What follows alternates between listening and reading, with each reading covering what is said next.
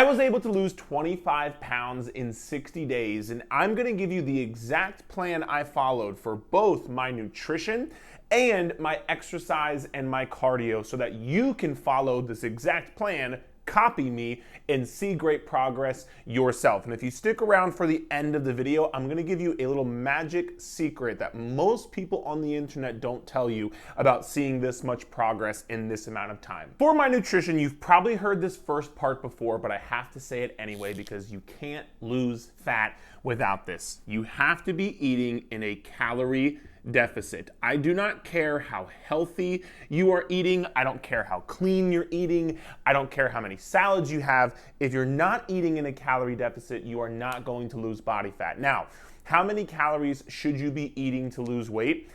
It is different for every single person. If you want a totally free calorie calculator, there will be a link in the description of this video. I literally use this same calculator for my paid online coaching clients. And so take it, use it. It will tell you how many calories you need to eat. But unless you do this, you will not lose any weight. Now, with that being said, just telling you to eat in a calorie deficit, I don't think is that helpful. So I'm gonna give you some other actionable things that I did every single day to help me lose 25 pounds in 60 days. And so first and foremost is gonna be the protein goal that goes along with your calorie deficit goal. And you probably hear a lot about protein. Should you be eating 1 gram of protein per pound of body weight? You need to eat protein every 2 hours, or you can't digest more than 20 grams of protein at once.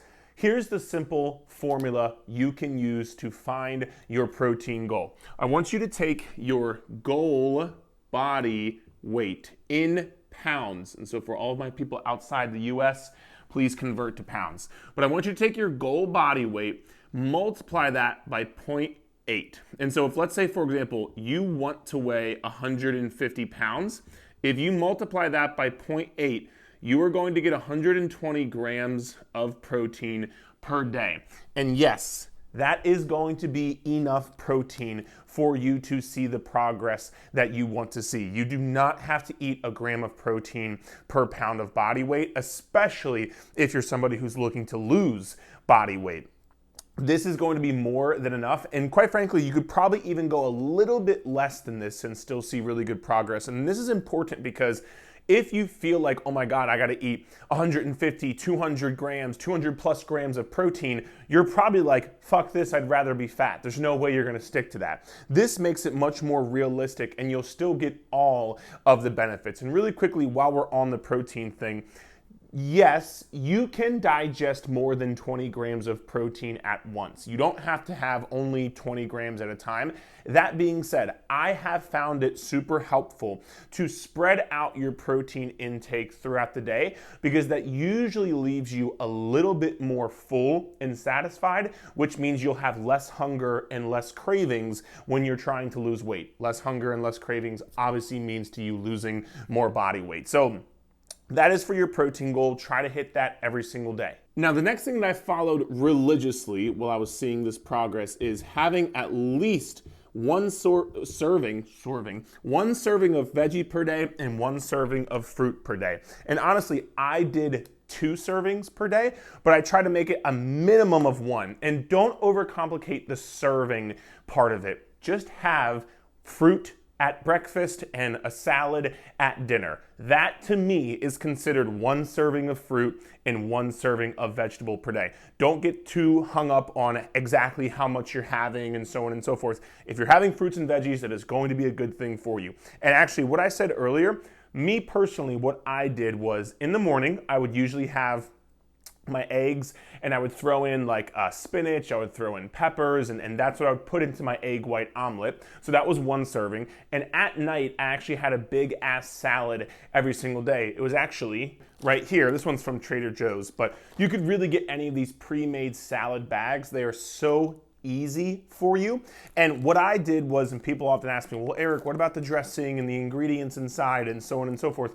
What I would normally do is I would use half of the dressing and half of the other ingredients that are inside, because that way Some of these salads can be higher calorie salads, and if we're looking to stay in a calorie deficit, we want to be mindful of that. But if I use half of it, it's just the lettuce and the other condiments that are inside, and it won't rack up in calories. And so that's what I did every single day. And then for the fruit, I would make it a non-negotiable to have some sort of fruit at breakfast, whether it was banana, whether it was raspberries, whether it was strawberries.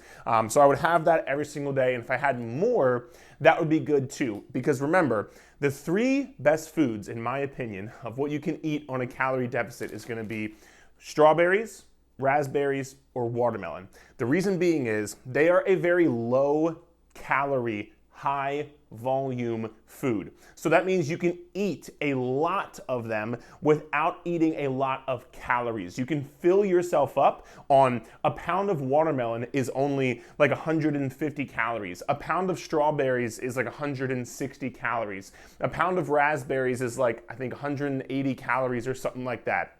These are very low calorie foods that are high in volume. So having those will help, again, keep you more full, keep you more satisfied, and help you stick to that calorie deficit a bit better. And the last part I made sure of was I made sure to have a high protein snack. We'll use HPS. Have a high protein snack between lunch and dinner. And the reason this is so beneficial is because most people heading into the dinner time, that's when you start to overeat. It's either right when you get home and you're hungry and starving from work, or it's after dinner or around that dinner time. And so having a high protein snack, whether it is a protein shake, whether it's a tuna packet, hard-boiled eggs, Greek yogurt, cottage cheese, beef sticks, beef jerky, tuna, I'm sorry, I already said tuna packets, deli meat. Like, I could go on and on of the high protein snacks, edamame, whatever works for you. Have some sort of high protein snack between lunch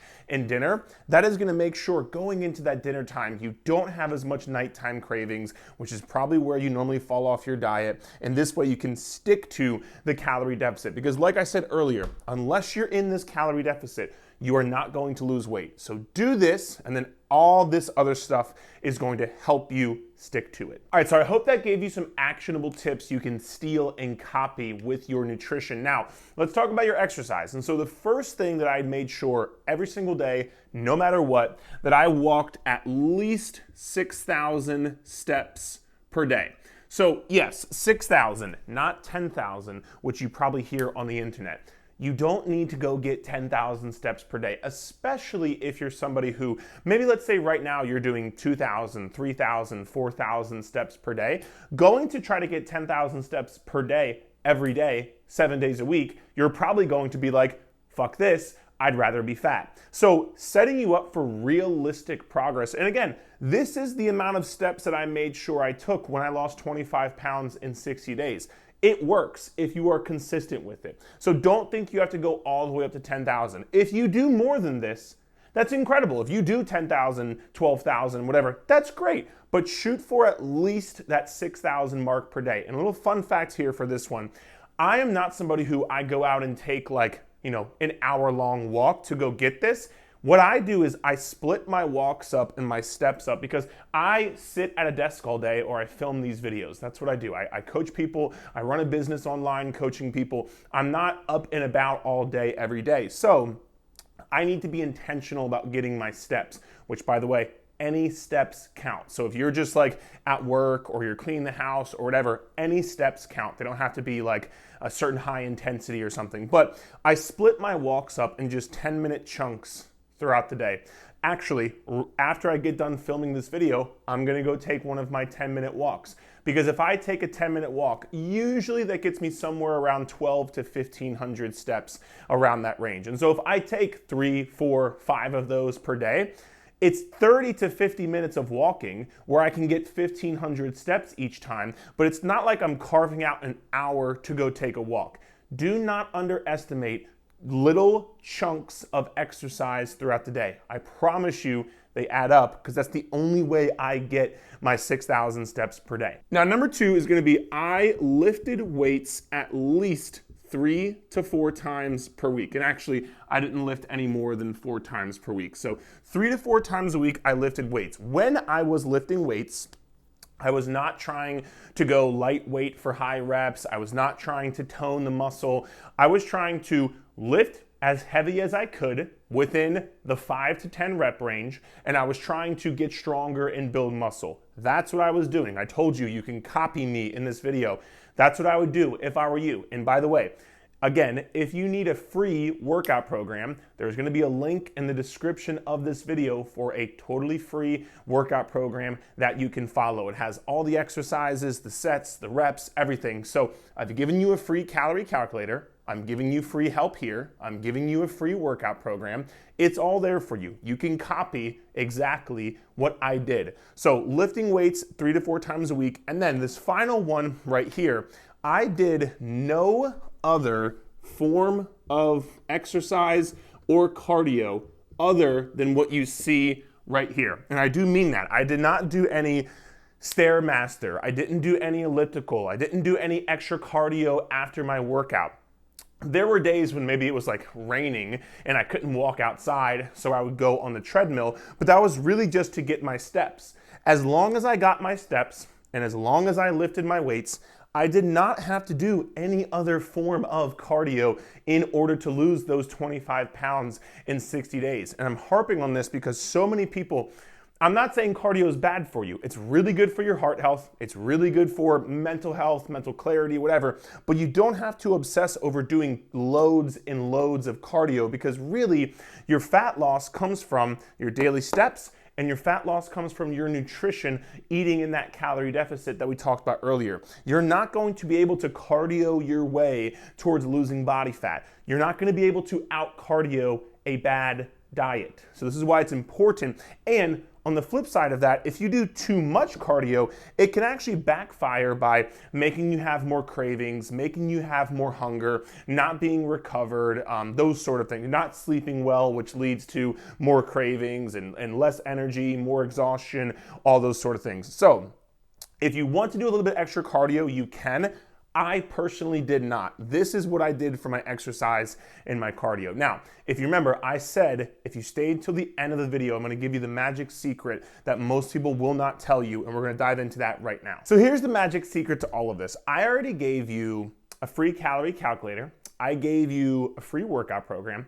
I'm telling you exactly what I did with my steps, my cardio, everything. You've probably watched some videos like this before on social media, YouTube, whatever as well. Where I'm getting at is, it is not you not seeing the progress that you want to see. It's not a lack of information. It's a lack of you actually staying consistent with what it is that you know you need to do. Right or wrong, you know what you need to do. You're just not doing it. You know you should be lifting weights. You know you should be walking. You know you should be getting in your steps and your cardio, whatever. You're just not doing it. Why is that? There are 2 goals that most people fall into. The first one is going to be a results-based goal. You are so focused on losing 25 pounds in 60 days. You're so focused on losing 10 pounds this month that you get obsessed with the results. Here's the thing. You can only control your results to a degree because the scale, for example, is going to fluctuate. You can't exactly control how many pounds you lose in 60 days. Even myself in my journey, I wasn't like, oh, I have to lose these 25 pounds in 60 days. That just happened as a result of the other goal that we're going to talk about in a second. But if you're so focused on the results when progress isn't going as fast as you want it to, when you get unmotivated, when you get hit with some sort of obstacle, when you happen to go off track because you're not going to be perfect all the fucking time, when these things happen, you're like, oh my God, well, I need to see this progress faster. I need to lose 25 pounds in 60 days. You are going to say, fuck it. I already ruined all my progress. I'm not going to reach the progress I want to see. I'm not losing weight fast enough. And so you're going to quit. And so you're going to go off track. And so you're going to say fuck it and go binge eat on the weekend. And you're going to do this until you get back to the point where you're like, I still don't like how I look. I don't like how I feel. I want to lose weight. And you're going to restart with the same results-based mindset. I am begging you, please do not go into a results-based mindset, and please go into a consistency-based goal mindset. And what do I mean by that? Let's think about it for a half second. If you do what I told you in the previous 2 sections with the steps and the nutrition and the cardio, do you think you're going to see progress? If you hit your calories consistently, if you hit your protein consistently, if you do your workouts, you have to see results. But if you're not consistent with it, then you're not going to see the results. Consistency leads to results. If you're just focused on being consistent with your day-to-day actions, eventually these results will have to come. And let me ask you this too. Let's say, this video is about losing 25 pounds in 60 days. I don't really care how many pounds I lost in 60 days. I just wanted to be consistent with my plan that I was given. Whether I lost 22 pounds or 28 pounds or 18 pounds, it didn't matter. I just knew I needed to be consistent with what the plan was. And I'll ask you the same thing. Do you really care if you lose 25 pounds in 60 days? Or what if you lost 21 pounds in 60 days? Would you be like, oh my God, this is a failure, I suck, I only want to lose 25 pounds? What if you lost 18 pounds? What if you lost 15 pounds? Wouldn't that be better than where you're at right now? And so instead of focusing on how quickly you can see results, I would encourage you to set a goal of being at least 80% consistent with the plan that you have. Now, what does that mean a bit more in depth? Let's say there are 31 days in a month. If you are hitting your goals, let's say your calorie goal that I gave you, if you're hitting your calorie goal with 80% consistency, that would be 25 out of 31 days you're hitting your calorie goal. If, let's say, for example, you are doing 3 workouts a week, which by the way is more than enough for you to see progress, but if you're doing 3 workouts a week, that is 12 workouts in the month. That means you would hit at least 10 of your 12 workouts that month in order to have that 80% consistency. Let's say you're doing your step goal. Same thing. If your goal is at least 6,000 steps per day, that means at least 25 out of the 31 days you need to hit that 6,000 per day step goal. It's about the consistency. If you consistently do the things you're supposed to do, you will see the progress you want to see. But if you're so focused on the results, or if you're so focused on perfection, this is something people they lose their minds of too. If you're so focused on, if you're not 100% perfect, you might as well not try, that is not being consistent. Perfection is the enemy of consistency. So ditch the results-based goals, ditch the perfection mindset, focus on the consistency-based goals, because you can control if you hit your calories or not. You can control if you hit your protein or not. You can control if you hit your steps or not. These things are in your control.